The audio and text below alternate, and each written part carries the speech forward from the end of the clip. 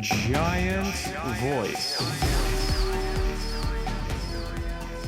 The official podcast of the United States Navy's largest overseas installation, Commander Fleet Activities, Yokosuka. All the information you need to succeed as a forward deployed sailor in Japan. Each week, we tackle one topic and speak to experts who can answer some of your most frequently asked questions. This is the Giant Voice Podcast. Welcome back. This is the Giant Voice, CFAY's only and official podcast. Today, we've got one special guest and one of our own. They're going to be discussing Scouts. So we have our very own Taylor Ardito. Go ahead and introduce yourself real quick. Hi, my name's Taylor. I'm a public affairs specialist here at CFAY, and part-time, I'm an assistant scoutmaster over here with the local troop. Okay, and then we have Gar Seeger. Hi, I'm Gar. I'm dependent, but I'm also the committee chairperson of the troop here on base. Give me the lowdown on the troop. So we're Troop 35. We have about 30 kids right now, kind of in the middle of PCS season, so we've got some kids leaving, and hopefully we'll have some kids joining us soon. Yeah, so we have the Cub Scouts for our grade school kids, and they are a very active troop, and then once they cross over, they can come and join us. We have the boys troop, which is Troop 35, and the girls troop, which is Troop 13.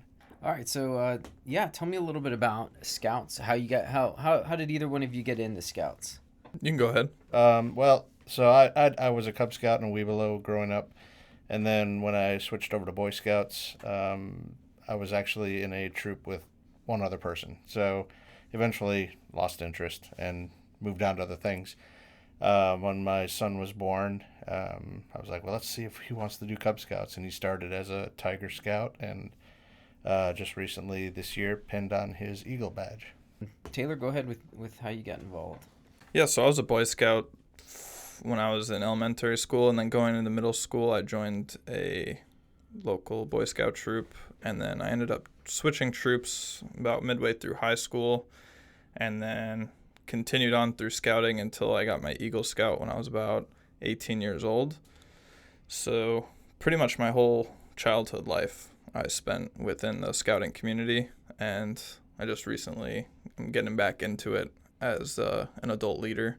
So I've told you guys before, my only privy to Scouts is being a Cub Scout in third grade. So my knowledge is very limited. But I do have kids, and I know there's many families on base with children, younger children. What's the importance of at least introducing them to Scouts, and what does Scouts stand for that could appeal to the younger generations? I think it's a different. So when I was growing up, I didn't have all the devices and technology, and so that I feel like with the Scouts today, I think it gives them a chance to be free of that for a bit. And sometimes, when we go out camping, for instance, we were out at summer camp for a week, and a lot of the kids were just out there for a whole week, and they finally realized, hey, I haven't been using my phone, or I haven't been texting anybody or playing games, or it's like, oh, they found something different. They found friends, and they started having conversations with people.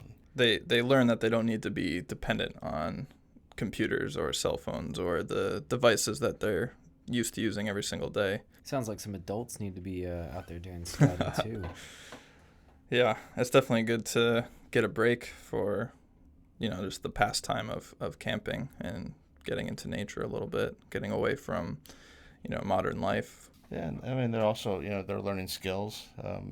Just from simple basic knot tying to how to camp, how to prep meals, how to buy groceries, how to go into the grocery store and, work with a budget and buy groceries for camping trips. And because basically, once they get to the Boy Scout level, it's really boy-led.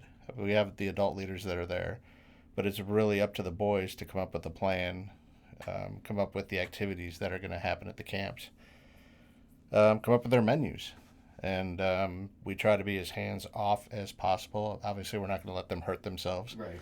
But we're trying to give them the opportunity to grow and learn and maybe make some mistakes and then figure out from there, well, how can we do this better next time? Okay. Right. Speaking of mistakes. Oh, go ahead. I didn't even cut you off. Yeah, so the events that they do, the activities that they do, they're learning skills that they normally wouldn't learn maybe from their parents or from school. Like, I grew up in the suburbs and my parents weren't outdoorsy people at all, but through scouting I was able to learn how to handle myself in the wilderness, how to play certain sports, how to do just cool things like small boat sailing during summer camp, which is something I never would have been able to do because I didn't have anyone to teach me other than adult leaders through the scouting program. And it also, you learn some good skills that help carry on through life. I learned land navigation and map reading as a Boy Scout, and that helped me tremendously through my Army career. So there's just a lot of skills that you get the chance to learn, from map reading to first aid to small boat sailing.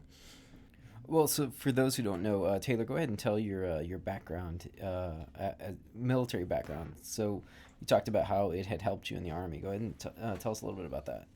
So the first Boy Scout troop I was in, most of the adult leaders were military veterans from either the Navy or the Army. My father helped out a little bit as an Air Force veteran, and when I went into the Army, for just about being an Eagle Scout, I got a promotion in basic training. From that, they were offering 1 rank promotion for any Eagle Scouts that enlisted. And a lot of the skills that we were learning through basic training and showing up to my unit, a lot of them I already had honed through scouting and doing these, like how to set up, just how to set up in the wilderness for creating a shelter with minimal supplies, how to map read, how to hike properly, how to take care of your feet. All those outdoor skills I already had mastered, and I was able to teach my fellow soldiers a little bit better when we were in the field. You talked about learning from your mistakes earlier. That was one of the things I wanted to ask, was what kind of transformations have you seen with some of your scouts? So one of the big things is you're working your way up in rank, is getting into those leadership positions. And my time here, I've been here for about a year now. I've been able to watch 2 young gentlemen really grow. Maybe being completely unsure of themselves when they first started as the senior patrol leader for the troop, into watching their confidence grow, watching them gain the skills to how do I lead these boys? What does being a leader mean? And just watching them gain that confidence, trusting in their abilities to do it, and it's really just fun to watch that. Taylor, did that help you out when you joined the Army? Did it give you a boost that you already had the skills? So it gives you a chance to be a leader amongst peers with very little consequences, where if you mess up, there's an adult leader there who can help you or guide you in the right direction. So then when you're actually leading, whether it be in a military setting or in a job setting where there actually are consequences, you're already familiar with how to handle yourself, and you already know kind of what direction you should be taking things. I also wanted to say that with growing, we had 2 new scouts. We just did their board of reviews, where you see these young scouts, they come in and they do their board of review for a promotion, and during their first one, they're usually terrified or they have trouble speaking.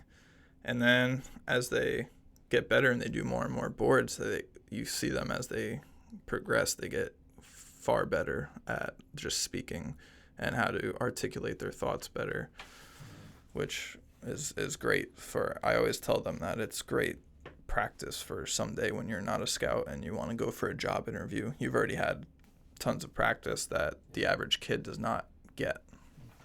What about, have you seen any guys that you've graduated out of scouts who have used those skills that they've learned? I mean, Taylor's a prime example of somebody who has used it. Have you seen some of the scouts that have? I've been moving. We've moved around so much that I haven't really had the opportunity to watch them post scouting. I'm really interested to see what happens with my own son. I mean, he just, like I said, just recently gained his Eagle Merit Badge, and even just watching him and his confidence has grown in the last couple of years. Yeah, that's what I was through going to that, ask you. know, What and kind of transformation have you seen through him? Just he's like, oh, he wants to go into cooking. He loves cooking, and it's just one of the main skills.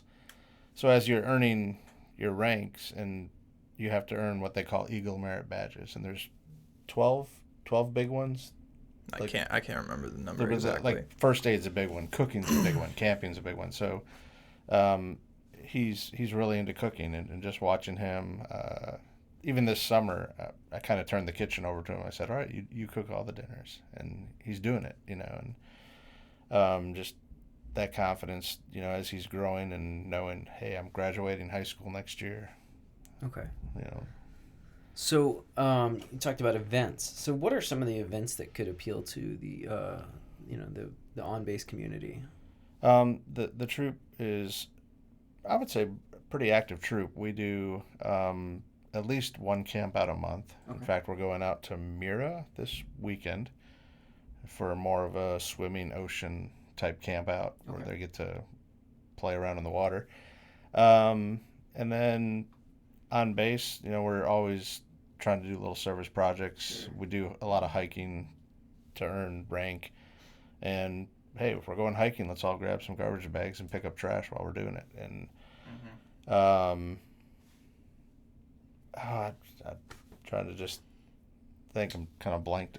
Well, I was just, what kind of camp, like what all places, because Japan's, obviously it is very urban, but there are some very nice campgrounds. And, that's what's great about this troop is that it's located in Japan. So these boys get the experience of not only just camping, but traveling a foreign land and camping out here and experiencing different type of terrain, different type of wilderness. Yeah. And then they'll go back to when their parents PCS, they'll go back to the States, and they'll get that traditional stateside experience also. What interaction do they ever interact with the Japanese scouts? Yeah, so that was really our first experience as scouts here in Japan. There was what they call a fall camporee, and it was out at Ikego, and I mean maybe 400 scouts were out there. Wow. And it was both Japanese scouts and American troops, and they were intentionally trying to get them to interact by having them play games together, and trying to figure out, hey, there might be a language barrier or cultural whatever, but trying to figure out, hey, we're all scouts. Sure. And I really saw a lot of it this summer too in summer camp. We had troops as far away as China, and where else they come from? China. We had somebody from Australia there, and just see all these different cultures come together, and they're like, hey, we're scouts. We don't have to.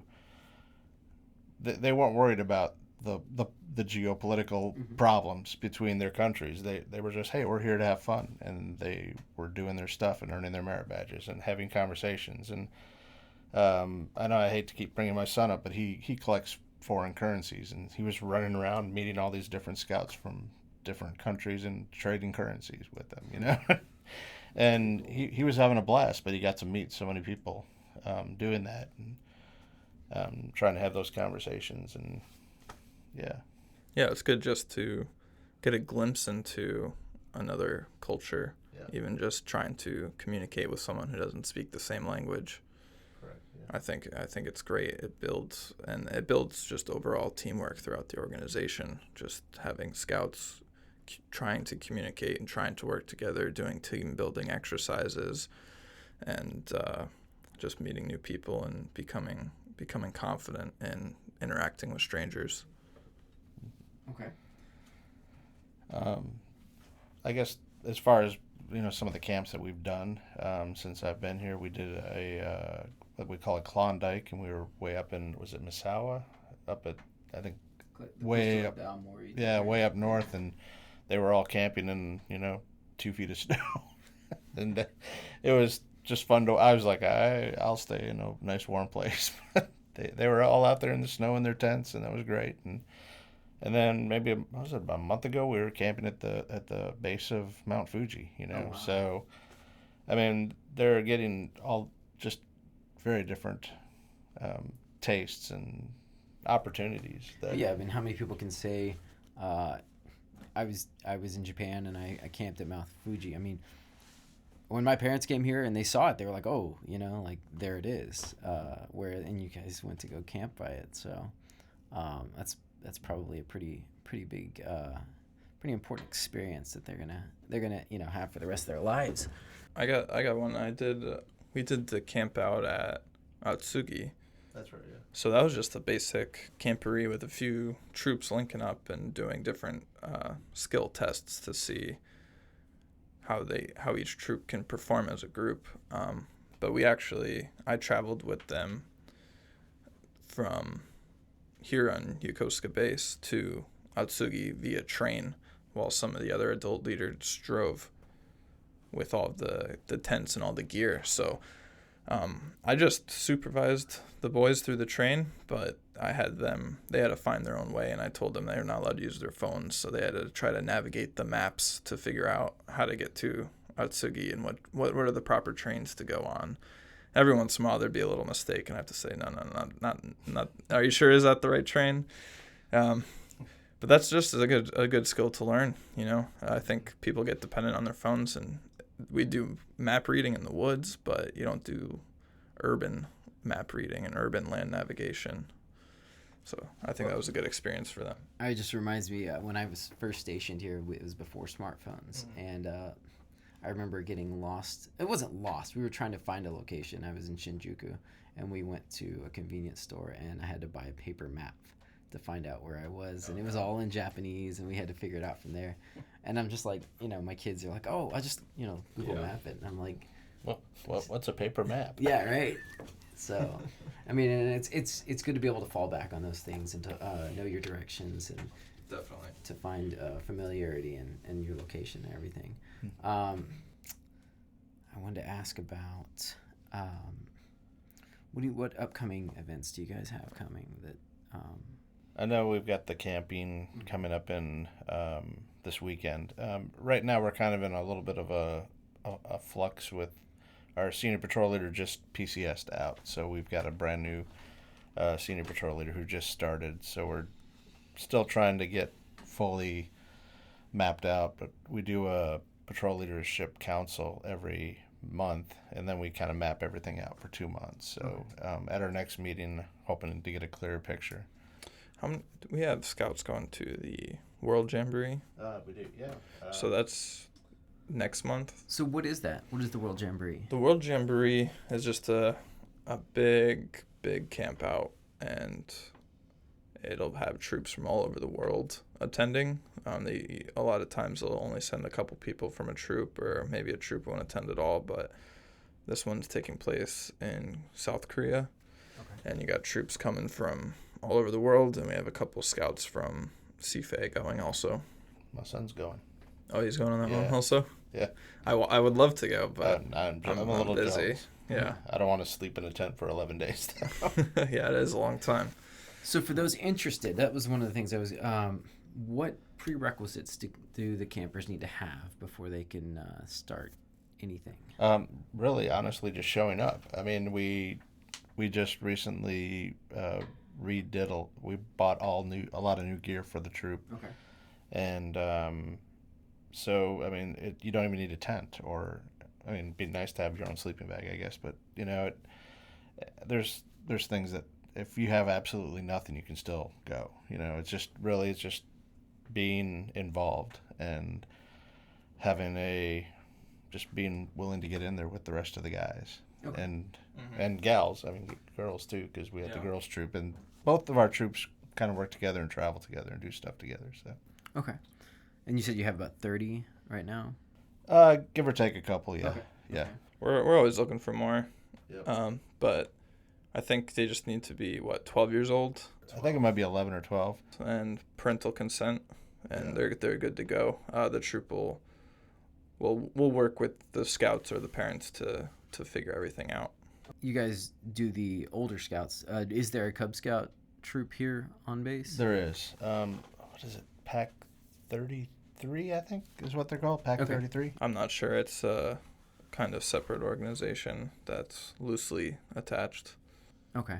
Well, and that was the thing too. I've seen you guys over at Tsubaki a couple times. So you guys meet at Yokosuka Middle School on Thursday nights? We meet at Tuesdays. Actually, Tuesday tonight. We'll meet it tonight at Tuesday nights at 5:30 to 5:30. 7. Okay, 5:30 to 7. All right. For somebody who doesn't know anything, what needs to be brought? As a parent, what do you need to know for your kids to? So pretty much everything is going to an online registration now. So if they just show up at the middle school, we can get them pointed in the right direction and how to get registered.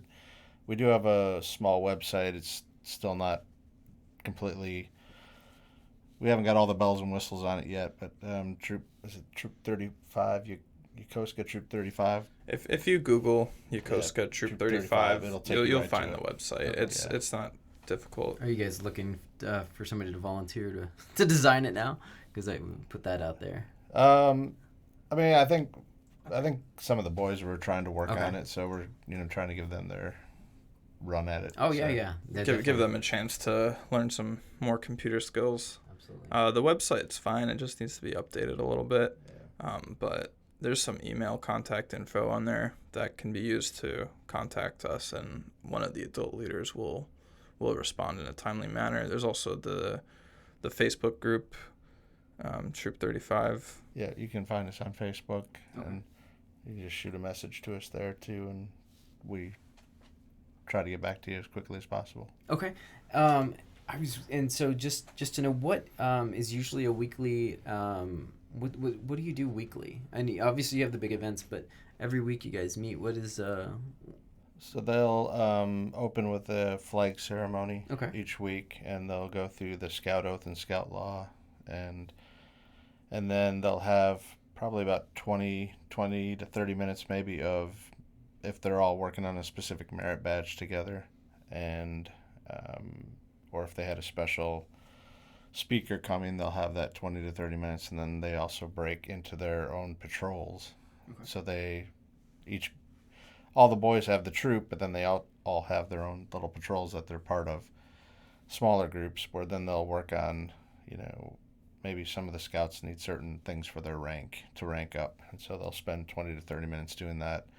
Then they have the fun game time at the end, so they can have some fun and yell and scream, and no, maybe not yell and scream, but Sometimes, definitely. Sometimes there's some yelling. some healthy competition? Some healthy competition, There you yeah. And then we do another closing flag ceremony, and then that's our meeting. Okay. Yeah.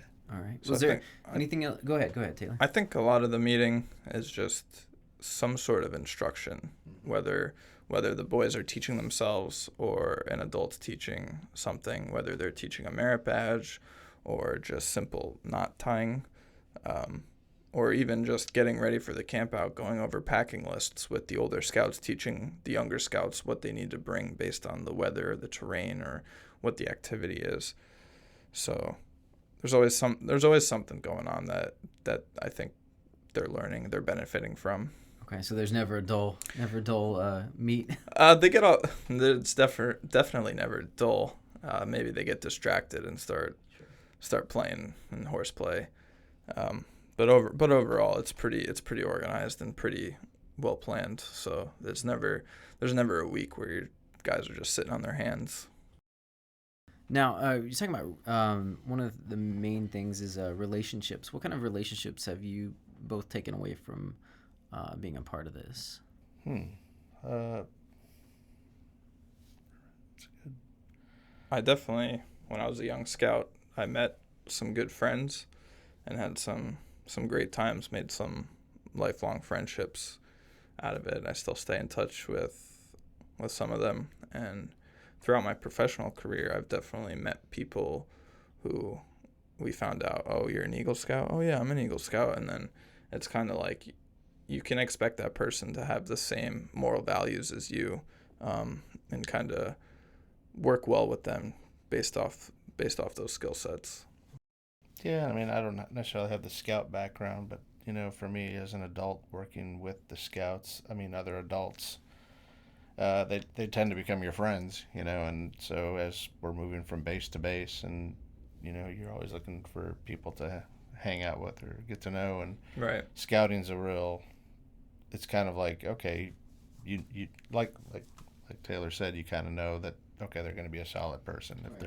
If they're here, they're going to be solid. So for the boys, I think it's important because it's a chance for them to build relationships that are outside of school or sports, because I think the average child is maybe just going to school and building relationships with classmates or teachers, or they're going to sports and building with their teammates or their coaches. It just gives an additional place for them to meet people, and just a different social setting to learn how to build and foster relationships.